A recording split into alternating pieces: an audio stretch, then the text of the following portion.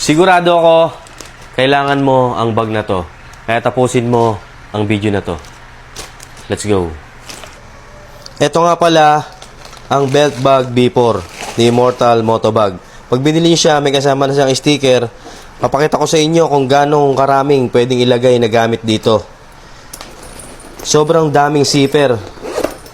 Ayan, sa loob may lagayan. Kapag mahilig kang mag-ride, bagay na bagay sa ito. Sa mga nagpi-fishing naman, pwede rin to kasi malalagyan nyo ng mga accessories na gamit nyo. Sobrang lawak. Ayan o, may mga zipper pa dito. May zipper sa likod. Sa gilid, meron ding pocket, side pocket. Sa kabila, meron din siya.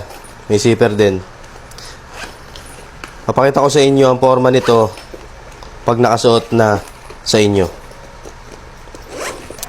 Ganito guys yung forma pag nakasuot na sa inyo. Ayan, pwede nyo rin siyang ilagay sa gilid. Pwede rin sa likod pagka nagmumotor kayo. Ayan. Dito naman, meron siyang adjustable. Kung malaki tiyan mo, pwede. Kaya sa lahat ng mahilig mag-rides dyan, mahilig mag-fishing, nasa yellow basket ang link. Mag-checkout ka na. Let's go.